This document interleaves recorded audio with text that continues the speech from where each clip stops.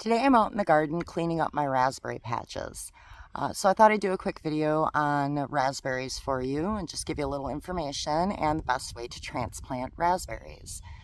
Raspberries are briars and they are biennial. That means that the first year that they grow, they only grow the shoot and the leaves, and then the second year is the year that those shoots actually grow the berries for you.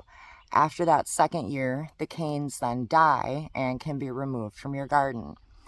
So for my perennial maintenance, the first thing I do, because I like to keep my raspberries in rows, and since they vine out and put new shoots about 1.5 feet away from where your original row is, to keep your raspberries in rows, you have to do a little bit of maintenance every year.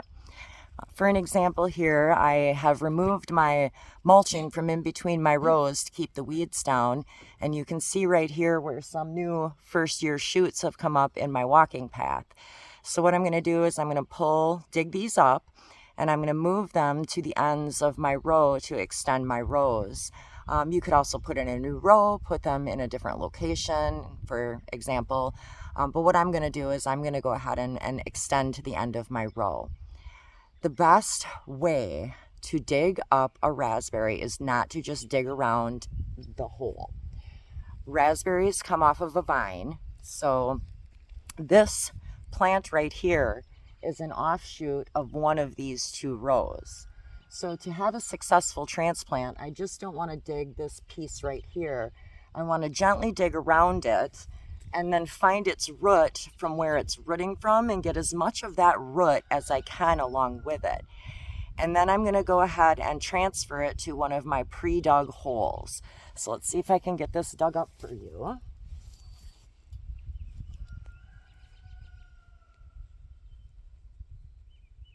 So you can see the vine right here that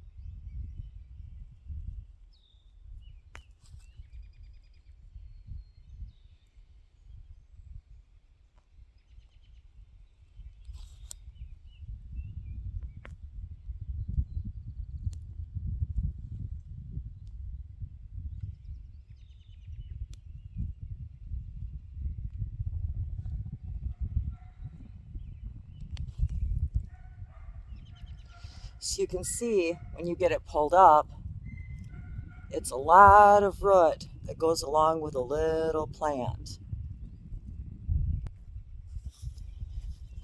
Now what I've done here is I've pre-dug a trench to put this in because we don't want the roots out of the ground for very long.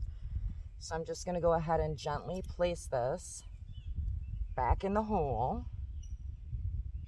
with as much of the flowering part as I can sticking back up and the root in the hole. And then I'm going to put dirt right over top of it.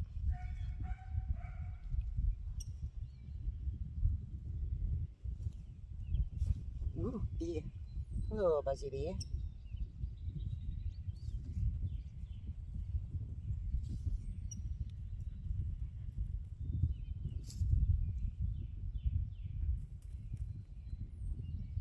You can also transplant older plants this way, or if you're going to move a whole row, it's best to dig the whole row that way all the way along and then just pull the roots as you go. And try to get the plants in as large as sections as you can, because that's going to give you your best success rate with transplanting the briars. This will work with raspberries, blackberries, blackcaps, any type of briar plant that you have that vines like that under the ground. So now I've moved those from the spot where I walk and would walk over top of them and have mulch over top of them. They wouldn't do very well or would possibly be killed off, to the end of my row where they're going to give me berries next year. This year they'll just be the first year growth, and then next year I will get berries off of these. One other maintenance tip that I do want to share with you guys is the canes that were 2-year canes last year that gave you berries. This year, they're going to be dead. And just to show you one here, I'll snap one off. It's real close. These were berries last year and they're dead. You can see that the rest of the briars are producing green, but some of them have dead pieces on them.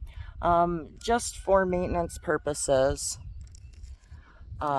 ease of picking, maintenance, and a clean patch, I recommend that you remove any of the dead briars that aren't producing anymore and just put them in your compost pile.